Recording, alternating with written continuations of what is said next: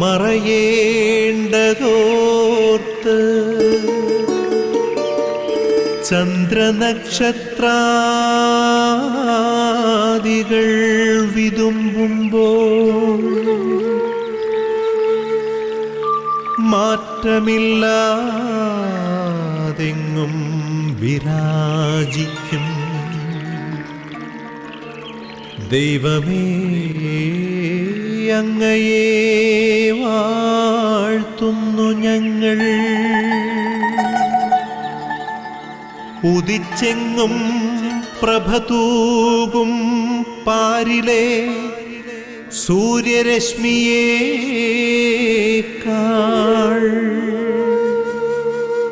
പ്രശോഭിച്ചെന്നും പ്രസാദമേകുന്ന ദൈവമേ, അങ്ങേ മഹിമാവെത്ര മനോജ്ഞം. Goodness T V നിങ്ങൾക്കായി തയ്യാറാക്കുന്ന ഈ പ്രഭാത വിരുന്നിലേക്ക് പ്രേക്ഷകരായ നിങ്ങളെ എല്ലാവരെയും സസന്തോഷം സ്വാഗതം ചെയ്യുന്നു. നമ്മളിന്ന് ഈ തിരുവചന സന്ദേശം ശ്രവിക്കാൻ ഒരുങ്ങുമ്പോൾ ഒരു കാര്യം ഓർക്കുക, തമ്പുരാൻ നമുക്കൊരു പുതിയ ദിവസം തന്നിരിക്കുന്നു.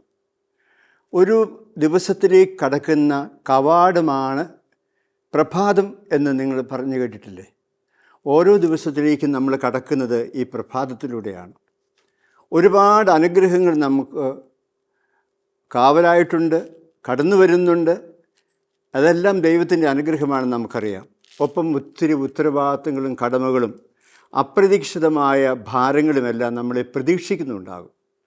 ഇതിനെയെല്ലാം തരണം ചെയ്യാൻ നമുക്ക് കർത്താവിൻ്റെ കൃപ ആവശ്യമുണ്ടെന്ന് നമുക്കറിയാം. ഈ കൃപ ഒരു വലിയ വെളിച്ചമാണ് എന്ന് നമ്മൾ പ്രത്യേകം ഓർക്കുന്നത് നല്ലതാണ്.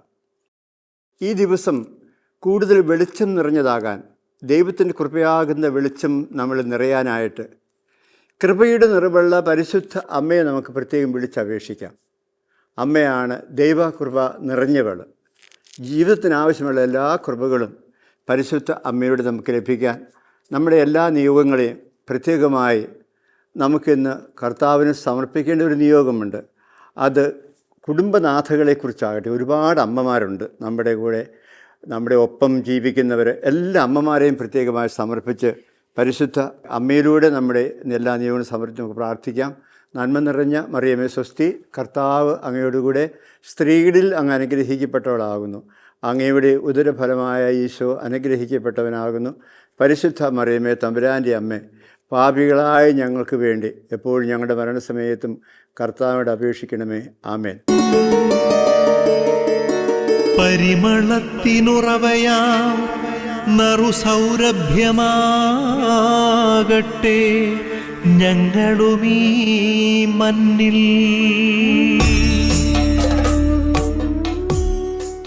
നമ്മളിന്ന് നമ്മുടെ ചിന്തയുടെ പഠനത്തിൻ്റെയൊക്കെ ആധാരമായി എടുക്കുന്നത് യോഹന്നാൻ്റെ സുവിശേഷം 6-ാമത്തെ അധ്യായം 51-ാമത്തെ തിരുവചനമാണ്. സ്വർഗത്തിൽ നിന്ന് ഇറങ്ങിയ ജീവനുള്ള അപ്പം ഞാനാണ്. ആരെങ്കിലും ഈ അപ്പത്തിൽ ഭക്ഷിച്ചാൽ അവന് എന്നേക്കും ജീവിക്കും. ലോകത്തിൻ്റെ ജീവന് വേണ്ടി ഞാൻ നൽകുന്ന അപ്പം എൻ്റെ ശരീരമാകും. നമുക്കറിയാം, യോഹന്നാൻ്റെ സുവിശേഷത്തിലാണ് വിശുദ്ധ കുർബാനയെക്കുറിച്ച് ഏറെ പ്രതിപാദനങ്ങളൊക്കെ ഉള്ളത്. നമ്മളതിൻ്റെ ഓർമ്മ വഴികളിലേക്ക് നമ്മൾ നോക്കുമ്പോൾ കുറേ കാര്യങ്ങൾ നമ്മുടെയൊക്കെ ജീവിതത്തിൽ ഇന്നും സംഭവിക്കുന്നുണ്ട്. ഈ അവധിക്കാലം വരുമ്പോൾ, സ്കൂളെല്ലാം അടച്ച് അവധിക്കാലം വരുമ്പോൾ കുട്ടികളെല്ലാം ദിവ്യകാരുണ്യ സ്വീകരണത്തിന്, പ്രഥമ ദിവ്യകാരുണ്യ സ്വീകരണത്തിന് ഒരുങ്ങുന്ന ഒരു കാലമല്ലേ? എന്തായി ദിവ്യകാരുണ്യ സ്വീകരണത്തിൻ്റെ പ്രത്യേകത അല്ലെങ്കിൽ പ്രാധാന്യം, അതിൻ്റെ പിറകിലെ തത്വം നിങ്ങൾ ആലോചിച്ചിട്ടുണ്ടോ? അത് അപ്പനും അമ്മയും കൂടെ തങ്ങൾ വളർത്തുന്ന മക്കളെ ഭക്ഷണവും വസ്ത്രവും വിദ്യാഭ്യാസവും എല്ലാം നൽകി വളർത്തുന്ന മക്കളെ കൈപിടിച്ച് കൊണ്ടുചെല്ലുകയാണ് ഇടവകപ്പള്ളിയിലേക്ക്. അച്ഛാ, ഞങ്ങൾക്ക് ഒരു കാര്യം പറയാനുണ്ട്, ഞങ്ങളുടെ ഈ മകന് ഈ മകള് ഞങ്ങൾ അവർക്ക് വേണ്ടതെല്ലാം കൊടുക്കാൻ ഞങ്ങൾ കഠിനാധ്വാനം ചെയ്യുന്നുണ്ട്. പക്ഷേ അതുകൊണ്ടൊന്നും ഈ കുഞ്ഞിൻ്റെ ജീവിതം പൂർണ്ണമാകില്ല. ഞങ്ങൾക്കറിയാം, ഈശോ കൂടി വന്നാലേ ഇവരുടെ ജീവിതം ഞങ്ങളൊക്കെ പ്രതീക്ഷിക്കുന്ന തരത്തിലാവുകയുള്ളൂ. അതുകൊണ്ട് ഇവന് അല്ലെങ്കിൽ ഇവൾക്ക് ഈശോയെ കൊടുക്കണം. അതുകൊണ്ട് ആദ്യ കുർബാന സ്വീകരണത്തിലുള്ള കുട്ടികളുടെ ലിസ്റ്റിലേക്ക് ഈ കൊച്ചിൻ്റെ പേര് കൂടെ ചേർക്കണം, പഠിക്കാൻ വരണം എന്നുള്ള കാര്യങ്ങളെല്ലാം പറഞ്ഞ് ഏൽപ്പിച്ചു പോകും. അപ്പോൾ ഇവിടെ നമുക്കൊരു തിരുവചന ഭാഗം പ്രത്യേകം ശ്രദ്ധിക്കാം. 6:27, ജോൺ 6:27, നശ്വരമായ അപ്പത്തിന് വേണ്ടി മാത്രം അധ്വാനിക്കാതെ ദൈവപുത്രൻ നൽകുന്ന അനശ്വരമായ അപ്പത്തിന് വേണ്ടി കൂടി നിങ്ങൾ അധ്വാനിക്കണം. കർത്താവ് ജനത്തോട് പറഞ്ഞ കാര്യമാണ്. നമുക്കറിയാം 6-ാമത്തെ അധ്യായം 5 അപ്പം വർദ്ധിപ്പിച്ച് എല്ലാവർക്കും കൊടുക്കുന്ന രംഗമാണ് ഉള്ളത്. നമുക്കെല്ലാവരും പരിചിതമായ ഒരു സംഭവമാണത്. നമുക്ക് ഓർമ്മിക്കാം. അവിടെ 5000 പുരുഷന്മാർ അപ്പം തിന്നിട്ട് മടങ്ങിപ്പോയി. പിറ്റേ ദിവസം ഈ പോയ ആളുകൾ കുറേ പേര് കർത്താവിനെ തേടി വന്നു. അപ്പോഴും ആളുകളെല്ലാം അവിടെ നിൽപ്പുണ്ട്. വന്നവരെല്ലാം അവിടെ നിൽക്കുകയാണ്, ആരും പോകാതെ തന്നെ. കാരണം ഇന്നും അപ്പം കിട്ടിയാൽ നമുക്ക് എളുപ്പമല്ലേ, അങ്ങനെയൊക്കെ അവർ ഭൗതികമായിട്ട് അവർ ചിന്തിച്ച് കാണും. ഏതായാലും അവർ വന്നിട്ട് പറഞ്ഞു, ഞങ്ങൾക്ക് അപ്പം തരണം, അന്നം തരണം, അനുജീവിതത്തിന് ആവശ്യമായിട്ടുള്ള അപ്പം തരണം, അതിനുവേണ്ടി ഞങ്ങൾ വന്നതെന്ന്. അപ്പോൾ ഈശോ അവരോട് പറഞ്ഞത് എന്താ? നശ്വരമായ അപ്പത്തിന് വേണ്ടി മാത്രം അധ്വാനിക്കാതെ മനുഷ്യപുത്രൻ നൽകുന്ന അനശ്വരമായ അപ്പത്തിന് വേണ്ടി കൂടി അധ്വാനിക്കണം. അങ്ങനെ ഒരു അപ്പമുണ്ടോ? അനശ്വരമായ അപ്പം. അങ്ങനെയാണെങ്കിൽ ആ അപ്പം എപ്പോഴും ഞങ്ങൾക്ക് തരണമേ എന്ന് അവരപേക്ഷിച്ചു. കർത്താവ് നെഞ്ചത്ത് കൈവച്ചിട്ട് പറഞ്ഞു, ഞാനാകുന്നു ജീവൻ്റെ അപ്പം. എൻ്റെ പക്കൽ വരുന്നവൻ ഒരിക്കലും വിശക്കുകയില്ല, ദാഹിക്കുകയുമില്ല. അപ്പം ചോദിച്ച് എന്നവനോട് എന്നെ തന്നെ തരാം, എൻ്റെ ശരീരം തരാം, രക്തം തരാം, എന്നെ തിന്നോളൂ, ഭക്ഷിച്ചോളൂ എന്ന് പറയുന്ന ഉത്തരം ആ വന്നയാൾക്ക് അത്ര കൃത്യമായിട്ട് മനസ്സിലാക്കാൻ കഴിഞ്ഞില്ല. അതേക്കുറിച്ച് തർക്കിച്ചു. ഇവനെങ്ങനെ അവന് ശരീരം നമുക്ക് ഭക്ഷണമായി നൽകാൻ പറ്റും, രക്തം എങ്ങനെ പാനീയമായി നൽകാൻ പറ്റും? അവർ പിണങ്ങി, എല്ലാവരും പോയി. അപ്പം തന്നില്ലേലും വേണ്ടി കിട്ടിയില്ലും വേണ്ടി പോയേക്കാന്ന് പറഞ്ഞ് സംഘമായി അവർ പോയി. അവസാനം 12 പേര് മാത്രം അവിടെ നിൽക്കുകയാണ്. നിങ്ങൾക്കും പോകണമോ? പോകണേ പൊയ്ക്കോ, ഞാൻ പറഞ്ഞ വാക്കുകൾക്കൊന്നും മാറ്റം വരുത്തുന്നില്ല, വരികയുമില്ല എന്ന് കർത്താവ് അങ്ങ് തറപ്പിച്ചു പറഞ്ഞപ്പോൾ അപ്പസ്തോലന്മാരുടെ മറുപടി നമുക്കറിയാം. അതും വളരെ വിലപ്പെട്ട മറുപടിയാണ്. അവർ പറഞ്ഞു, ഞങ്ങൾ എവിടെ പോകും? ജീവൻ്റെ വാക്കുകൾ നിൻ്റെ പക്കലല്ലേ ഉള്ളൂ, നീയാണ് ദൈവത്തിൻ്റെ പരിശുദ്ധൻ എന്ന് ഞങ്ങൾ അറിയുന്നു. 12 പേര് മാത്രം പോകാതെ നിന്നു എന്ന് നമ്മൾ കാണുകയാണ്. അപ്പോൾ ഈ അപ്പത്തെക്കുറിച്ചുള്ള പഠനങ്ങൾ, ചിന്തകളൊക്കെ നമ്മൾ പഴയ നിയമം മുതൽ കാണുന്നതാണ്. യഹൂദന്മാരുടെ പെസഹാ ഭക്ഷണം, അത് വിശുദ്ധ കുർബാനയുടെ, ഈശോ സ്ഥാപിച്ച വിശുദ്ധ കുർബാനയുടെ ജീവൻ്റെ അപ്പമായ കൂദാശയുടെ ഒരു മുൻ അനുഭവമാണെന്ന് നമുക്ക് കാണാൻ സാധിക്കും. അതുപോലെ തന്നെ പുറപ്പാട് 25:23 നമ്മൾ തിരുസാന്നിധ്യത്തിൻ്റെ അപ്പത്തെക്കുറിച്ച് പറയും നമ്മൾ കാണും. ഇതൊക്കെ യഹൂദന്മാരുടെ ഇടയിൽ വളരെ പ്രധാനപ്പെട്ട കാര്യമാണ് എന്ന് നമ്മൾ ഓർക്കുന്നു. അപ്പോൾ എന്തിനാ കർത്താവ് ഇത് പറഞ്ഞത്? മനുഷ്യർക്ക് നഷ്ടപ്പെട്ടു പോകുന്ന ദൈവികമായ ജീവൻ, ആ നഷ്ടം പരിഹരിക്കാൻ, നികത്താൻ വേണ്ടി കർത്താവ് നൽകുന്നതാണ് ഈ വിശുദ്ധ കുർബാന. അതും തന്നെയായ അപ്പവും വീഞ്ഞും എന്ന് നമുക്ക് തിരിച്ചറിയാൻ പറ്റുന്നു. അങ്ങനെ അന്നത്തെ അപ്പത്തെക്കുറിച്ചുള്ള വലിയൊരു ഡിസ്കോഴ്സ്, ഒരു യുക്കറിസ്റ്റിക് ഡിസ്കോഴ്സ് തന്നെ ഇതിനകത്ത് കാണുന്നു. കുർബാനയെക്കുറിച്ചുള്ള ഒരു ചർച്ച പോലും പിന്നീട് നമ്മൾ അങ്ങനെ കാണുകയാണ്. യോഹന്നാൻ്റെ സുവിശേഷം 6-ാമത്തെ അധ്യായം, അതൊക്കെ ഒന്ന് വായിക്കുന്നതൊക്കെ സഹോദരൻ നമുക്ക് നല്ലതാണ്. അപ്പോൾ എന്താ അപ്പം എന്ന് പറഞ്ഞാൽ? നമ്മുടെ അസ്തിത്വത്തെ താങ്ങി നിർത്തുന്നതെല്ലാം നമ്മുടെ അന്നപ്പം. കഴിക്കുന്ന ഭക്ഷണം മാത്രമല്ല, മറിച്ച് നമ്മുടെ ജീവശ്വാസം, അതുപോലെ തന്നെ നമുക്ക് ആവശ്യം മറ്റ് ഭൗതിക കാര്യങ്ങൾ, വിദ്യാഭ്യാസം, സ്ഥിരമായി ജീവിക്കാൻ ഒരു വീട്, ഇതെല്ലാം അങ്ങനെ നോക്കുമ്പോൾ നമ്മുടെ അസ്തിത്വത്തെ താങ്ങി നിർത്തുന്നത് എല്ലാം നമ്മുടെ അന്നപ്പമാണ്. അതുകൊണ്ടാണ് അന്നം തരണമേ, അപ്പം തരണമെന്നൊക്കെ നമ്മൾ പ്രാർത്ഥിക്കണമെന്ന് കർത്താവ് നമ്മളെ പഠിപ്പിക്കുക. ഇത് തമ്പുരാനെ നമുക്ക് തരാൻ പറ്റൂ. ഇവിടെ തന്നെ അറിയാം, നമുക്ക് ഒത്തിരി പ്രത്യയശാസ്ത്രങ്ങളൊക്കെ വന്നിട്ട് അവരെന്തൊക്കെയാണ് പറഞ്ഞ്, ഈ പ്രത്യയശാസ്ത്രം വിശ്വസിച്ചാൽ മതി എന്നും പറഞ്ഞ് മനുഷ്യനെ ഈ പ്രപഞ്ചത്തിന് 4 അതിരുകൾക്കുള്ളിൽ ഒതുക്കി നിർത്തിയിട്ട് അവർക്ക് മുമ്പോട്ട് പോകാൻ പറ്റുന്നില്ല. അവർ പഠിപ്പിച്ചു. പക്ഷേ കർത്താവ് ഈ 4 അതിർത്തികൾക്കപ്പുറം നിന്നുകൊണ്ട് അവരെ ലോകത്തിൻ്റെ ജീവന് വേണ്ടി ഞാൻ നൽകുന്ന അപ്പം എന്നെ തന്നെ, ഞാൻ തന്നെ അപ്പമായി രൂപാന്തരപ്പെടുകയാണ്. അപ്പോൾ അപ്പമുള്ളവന് ഭീഷണിയില്ല, അപ്പമുള്ളവന് സങ്കടമില്ല, അപ്പമുള്ളവന് വേറെ അപകടങ്ങളൊന്നുമില്ല. അതുകൊണ്ട് അന്നത്തെ അപ്പം അല്ലെങ്കിൽ അപ്പമെന്ന് പറയുന്നത് വിശപ്പിൻ്റെയും ദാഹത്തിൻ്റെയും ഉത്തരമായി നിൽക്കുന്നു. അത് നമ്മുടെ അസ്തിത്വത്തെ താങ്ങി നിർത്തുന്ന എല്ലാം നമ്മുടെ അന്നത്തെ അപ്പമാണെന്ന് നമ്മൾ തിരിച്ചറിയുക ചെയ്യുക. അപ്പോൾ ഇവിടെ കർത്താവ് നമ്മുടെ അന്നപ്പമായിട്ട് വരുന്നു. കർത്താവ് പറയുന്നു, ഞാനാണ് നിങ്ങളുടെ ജീവൻ്റെ അപ്പം. ക്രിസ്തുവിന് വേണ്ടി, കർത്താവിന് വേണ്ടി നമ്മൾ വിശക്കുകയും ദാഹിക്കുകയും ചെയ്യാറുണ്ടോ? ദൈവത്തിന് വേണ്ടിയുള്ള വിശപ്പും ദാഹവും നമുക്കുണ്ടോ? മറ്റുള്ളതെല്ലാം കിട്ടിക്കഴിഞ്ഞാൽ തമ്പുരാൻ വേണ്ട, ഇനി ദൈവമൊന്നുമില്ലെങ്കിലും ജീവിക്കാമെന്ന് പറയുന്ന ഒരു ധിക്കാരം, ഒരു തൻ്റെ ഇടമൊക്കെ നമ്മുടെയൊക്കെ ജീവിതങ്ങളിലുണ്ട്, അല്ലെങ്കിൽ നമ്മുടെയൊക്കെ മനസ്സുകളിലുണ്ട് എന്ന് നമുക്ക് മറക്കാതിരിക്കാം. Do you hunger and thirst for God എന്ന് ചോദിക്കുന്ന ഒരു ചോദ്യമുണ്ട്. ദൈവത്തിന് വേണ്ടി കൂടിയും വിശക്കുകയും ദാഹിക്കുകയും ഒക്കെ ചെയ്യുക. ഈ ഭക്ഷണം അല്ലെങ്കിൽ അപ്പം എന്ന് പറയുന്നത് 4 കാര്യങ്ങൾ, നമുക്ക് ചുരുക്കി അങ്ങ് പറഞ്ഞ 4 കാര്യങ്ങൾ നമുക്ക് ചെയ്തു തരുന്നതാണ്. ഒന്ന്, അപ്പം നമ്മുടെ വിശപ്പിൻ്റെ ഉത്തരമാണ്. വിശക്കുമ്പോൾ നമ്മൾ ആ ഭക്ഷണം കഴിക്കുന്നു, വിശപ്പിൻ്റെ ഉത്തരമാണ് നമ്മുടെ അപ്പം. 2, അത് നമ്മുടെ ജീവൻ്റെ ആധാരമാണ്. ഒത്തിരി നാൾ ഭക്ഷണം കഴിച്ചില്ലെങ്കിൽ നമ്മൾ മരിച്ചു പോകുകയല്ലേ, ചത്തുപോകും. അയ്യോ, അങ്ങനെ പറയരുത്. ഞാനൊരിക്കൽ കുട്ടികളുടെ ഒരു ഇതിനകത്ത് ഞാനെന്ത് പറഞ്ഞു, പറഞ്ഞപ്പോൾ ഞാൻ പറഞ്ഞു നമ്മളൊക്കെ ചത്തുപോകും എന്ന് പറഞ്ഞപ്പോൾ ഒരു പെങ്കൊച്ച്, ഒരു 4ാം ക്ലാസ്സിൽ എങ്ങാണ്ട് പഠിക്കുന്നൊരു കുട്ടി എന്നോട് ചോദിക്കുക, അച്ഛാ പട്ടിയല്ലേ അച്ഛാ ഒക്കെ ചാകുന്നത്, മനുഷ്യൻ ചാകുകയാണോ, മനുഷ്യൻ മരിക്കല്ലേ? ഞാൻ അതിനുശേഷം ചത്തുപോകും എന്നുള്ള വാക്കിന് ഉപയോഗിച്ചിട്ടില്ല, കാരണം അത്രയും ബോധ്യം ആ കുട്ടിക്കുണ്ട്. അപ്പം നമ്മളാരും ചാകുന്നവരല്ല, നമ്മളൊക്കെ മരിക്കുന്നവരാണ്. നമ്മളെ മരണത്തിനപ്പുറത്തേക്കും കടത്തിക്കൊണ്ടുപോകാൻ കഴിവുള്ള ഒന്നാണ് വിശുദ്ധ കുർബാനയെന്ന് കർത്താവ് നമുക്ക് വാഗ്ദാനം ചെയ്യുക. അപ്പോൾ ജീവൻ്റെ ആധാരമാണ്. 3ാമതായിട്ട് ഇത് ശക്തിയുടെ ഉറവിടമാണ്. നമ്മൾ ഭക്ഷണം കഴിച്ചില്ലെങ്കിൽ നമ്മൾ തളർന്നു പോകും, നമ്മൾ വീണു പോയെന്നിരിക്കും. അതുകൊണ്ട് നമ്മുടെ ശരീരത്തിൻ്റെ ശക്തിക്കും മനസ്സിൻ്റെ ബലത്തിനും എല്ലാം വേണ്ടി നമ്മൾ ഭക്ഷണം കഴിക്കുന്നു. വീണ്ടും നമ്മൾ പറയും സന്തോഷത്തിൻ്റെ നിദാനമാണ് നമ്മൾ കഴിക്കുന്ന ഭക്ഷണം. അപ്പോൾ 4 പേർ ഒത്തുകൂടി കഴിഞ്ഞ് നമ്മളൊരു ഭക്ഷണമൊക്കെ ഉണ്ടാക്കാറില്ലേ, എല്ലാവരും വന്നതല്ലേ. അപ്പോൾ സന്തോഷം വർദ്ധിപ്പിക്കാനുള്ള മാർഗ്ഗമാണ് ഭക്ഷണം എന്നൊക്കെ നമ്മൾ മനസ്സിലാക്കുക. അപ്പോൾ നമുക്ക് ഇനിയും കാണാൻ സാധിക്കാൻ 2 തരം ജീവൻ നമുക്കുണ്ട്. ശാരീരികമായ ജീവനും ആത്മീയമായ ജീവനും. ശാരീരികമായ ജീവൻ നമ്മൾ കഴിക്കുന്ന അന്നന്നേ അപ്പത്തിലൂടെ നമ്മൾ സംരക്ഷിക്കുന്നുവെങ്കിൽ ആത്മീയ ജീവൻ നമുക്ക് നഷ്ടപ്പെട്ടു പോകാതെ അതിനെ കാത്തുരക്ഷിക്കാൻ കർത്താവുണ്ട് നമ്മുടെ ഒപ്പം. എന്നിട്ട് അവൻ നമ്മുടെ മുഖത്ത് നോക്കി പറയും, ഞാനാണ് നിങ്ങളുടെ ജീവൻ്റെ അപ്പം. ചിലപ്പോൾ നമുക്കറിയാം, നമുക്കൊരുപാട് വിശപ്പുകളൊക്കെ വരും എന്ന് പറഞ്ഞാൽ അവർ സ്നേഹത്തിന് വേണ്ടി വിശക്കുന്നു, അംഗീകാരത്തിന് വേണ്ടി ദാഹിക്കുന്നു. അങ്ങനെയുള്ള ഒരുപാട് സൈക്കോളജിക്കലായിട്ടും അല്ലാതെയുമുള്ള ഒരുപാട് വിശപ്പുകളും ദാഹങ്ങളും നമുക്കുണ്ട്. കർത്താവിൻ്റെ പക്കൽ ചെന്നോളൂ. സ്നേഹമാണ് നിങ്ങൾക്ക് ആവശ്യം, അവൻ സ്നേഹം തരും. ക്ഷമയാണ് നിങ്ങൾക്ക് ആവശ്യം, അവൻ ക്ഷമ തരും. സംരക്ഷണമാണ് നിങ്ങൾക്ക് ആവശ്യം, നിങ്ങൾ അതിനുവേണ്ടിയാണ് വിശക്കുന്നത്, അവൻ സംരക്ഷണം നൽകുക. അപ്പം നമ്മുടെ എല്ലാ വിശപ്പുകളുടെയും ഉത്തരം കർത്താവാണെന്ന് നമ്മൾ കണ്ടെത്തുകയാണ്.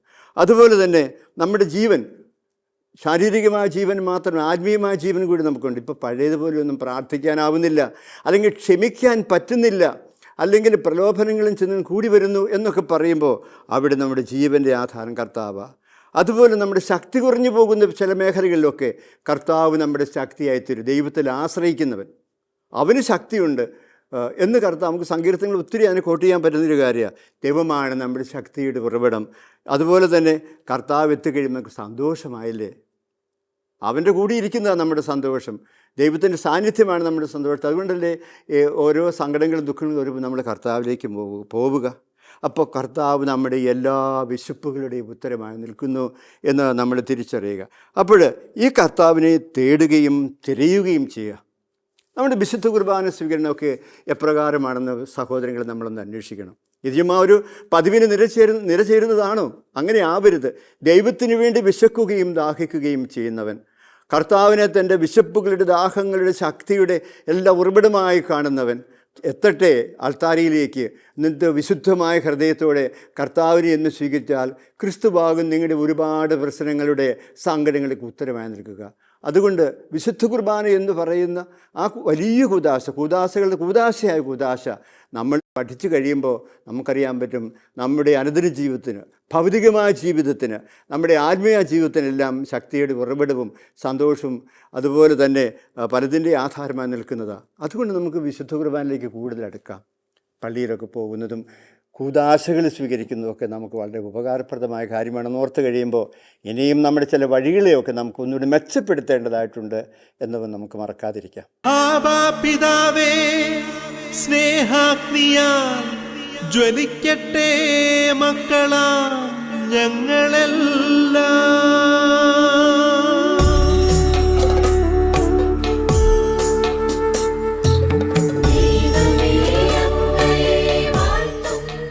തൻ്റെ പുത്രനെ നമുക്ക് ജീവൻ്റെ മന്നയായി തന്ന പിതാവായ ദൈവം, ആ പിതാവ് ആകർഷിച്ചാലല്ലാതെ ആരും കർത്താവിലേക്ക് വരുന്നില്ല. ആ പിതാവിൻ്റെ കൃപ നമ്മൾ നിറയട്ടെ. തൻ്റെ ശരീരവും രക്തവും തന്ന് നമ്മളെ ജീവനെ നിലനിർത്തുന്ന കർത്താവിൻ്റെ ശക്തിയും കൃപകളും നമ്മുടെ എല്ലാവരുടെയും ജീവൻ നിറയട്ടെ. വിശുദ്ധ കുർബാന സ്വീകരിച്ച് പരിശുദ്ധാത്മാവിനാൽ വിശുദ്ധീകരിക്കപ്പെടാം എന്നുള്ള പ്രാർത്ഥനയുടെ അർത്ഥം മനസ്സിലാക്കി വിശുദ്ധ കുർബാന സ്വീകരിച്ച് ദൈവിക നന്മയിലും കൃപയിലും ജീവിക്കാൻ നമ്മളെ എല്ലാവരെയും കർത്താവ് അനുഗ്രഹിക്കട്ടെ. ത്രിയേക ദൈവത്തിൻ്റെ കൃപയും അനുഗ്രഹവും നമ്മളിൽ എല്ലാവരും നിറയാൻ ഇടയാക്കണമേ എന്ന് ഹൃദയത്തിൽ പ്രാർത്ഥിച്ചുകൊണ്ട് നമുക്കെല്ലാവർക്കും വേണ്ടി പ്രാർത്ഥിക്കാം. സഭയും വിശുദ്ധ കുർബാനയും എന്ന് പറയുന്ന ചാക്രിക ലേഖനത്തിലൂടെ നമ്മളെ അനുഗ്രഹിച്ച ജോൺ പോൾ രണ്ടാമൻ മാർപ്പാപ്പ നമുക്ക് നൽകുന്ന നിർദ്ദേശങ്ങൾ നമുക്ക് സഭയോട് ചേർന്ന് നമുക്ക് ജീവിക്കാനാവട്ടെ. സഭ നൽകുന്ന നിർദ്ദേശങ്ങളെ ഉൾക്കൊള്ളാൻ നമുക്കാവട്ടെ. സഭയിലാണ് വിശുദ്ധ കുർബാനയുള്ളത്, വിശുദ്ധ കുർബാനയിലൂടെയാണ് സഭയുണ്ടായത് എന്നൊക്കെ ഓർക്കുമ്പോൾ സഭയുടെ ഏക സമ്പത്തായ വിശുദ്ധ കുർബാനയെ സ്നേഹിക്കാൻ കർത്താവ് നമ്മളെ അനുഗ്രഹിക്കും. അതുകൊണ്ട് സഭയോട് ചേർന്ന് നമുക്ക് ഈ സമയം പ്രാർത്ഥിക്കാം. തൻ്റെ പുത്രനെ നമുക്ക് നൽകിയ പിതാവായ ദൈവം തൻ്റെ ശരീരവും രക്തവും നമുക്ക് തന്ന് നമ്മളെ എന്നും പരിപോഷിപ്പിച്ച ജീവൻ നിർത്തുന്ന കർത്താവായ യേശു വിശുദ്ധ കുർബാന സ്വീകരിച്ച് പരിശുദ്ധാത്മാവിനാൽ പവിത്രീകരിക്കപ്പെടാം എന്ന് നമ്മളെ പഠിപ്പിക്കുന്ന പരിശുദ്ധാത്മാവ് നയിക്കുന്ന തിരുസഭ സഭയോട് ചേർന്നുകൊണ്ട് നമുക്ക് നമ്മുടെ എല്ലാ യാതനകളും പ്രാർത്ഥനകളും ഈശോയ്ക്ക് സമർപ്പിക്കാം. പ്രത്യേകമായി മരിയ കൂടാരങ്ങളിൽ പ്രാർത്ഥനയോടെ ആയിരിക്കുന്ന നമ്മുടെ എല്ലാ സഹോദരങ്ങൾക്ക് വേണ്ടിയും അവരുടെ നിയോഗങ്ങൾക്ക് വേണ്ടിയും നമുക്ക് പ്രത്യേകമായിട്ട് പ്രാർത്ഥിക്കണം. നമുക്ക് അവരെ എല്ലാവരെയും ഓർത്തുകൊണ്ട് കർത്താവിൻ്റെ കൃപയ്ക്ക് നമ്മളെ തന്നെ വിധേയപ്പെടുത്തിക്കൊണ്ട് നമുക്ക് പ്രാർത്ഥിക്കാം. കർത്താവായ ഈശോയെ, ഞങ്ങൾ അങ്ങയുടെ തിരുമുമ്പാകെ സമർപ്പിച്ച എല്ലാ പ്രാർത്ഥനയ്ക്ക് അനിവാർന്ന് സ്വീകരിച്ച് ഞങ്ങളെ എല്ലാവരെയും ഈ ശുശ്രൂഷയിൽ പങ്കെടുക്കുന്ന എല്ലാ സഹോദരങ്ങളെയും അങ്ങയുടെ കൃപകളാൽ അനുഗ്രഹങ്ങളാലും നിറയ്ക്കണമേ. ആമേൻ.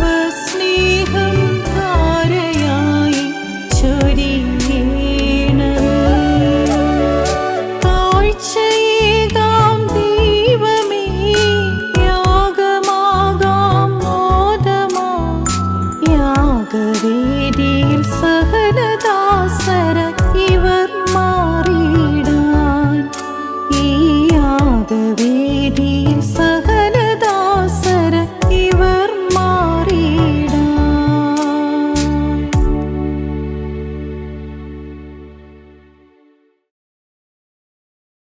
നമുക്ക് സഭയുടെ നാമത്തിൽ ആശീർവാദം സ്വീകരിക്കാം. കർത്താവായ ഈശോ മിശിഹായുടെ കൃപയും പിതാവായ ദൈവത്തിൻ്റെ സ്നേഹവും പരിശുദ്ധാത്മാവിൻ്റെ നിറവും എല്ലാ നന്മകളും അനുഗ്രഹങ്ങളും കർത്താവായ ഈശോ പരിശുദ്ധ അമ്മയിലൂടെ നിങ്ങൾക്കെല്ലാവർക്കും പ്രദാനം ചെയ്യട്ടെ എന്ന് പ്രാർത്ഥിക്കുന്നു, ഇപ്പോഴും എപ്പോഴും എന്നേക്കും. ആമേൻ. പ്രിയപ്പെട്ടവരെ, നമ്മൾ ഓരോ ദിവസവും ആരംഭിക്കുന്നത് വിശുദ്ധ കുർബാനയിലൂടെയാണ്. നമുക്ക് ഈ ദിവസത്തേക്ക് ആവശ്യമായ എല്ലാ കൃപാവരങ്ങളും അനുഗ്രഹങ്ങളും നന്മകളും വിശുദ്ധ കുർബാനയിലൂടെ കർത്താവ് നിങ്ങൾക്കെല്ലാവർക്കും നൽകുന്ന ഒരു സുന്ദര ദിനമായിരിക്കട്ടെ ഇതെന്ന് പ്രത്യേകമായിട്ട് ആശംസിക്കുന്നു.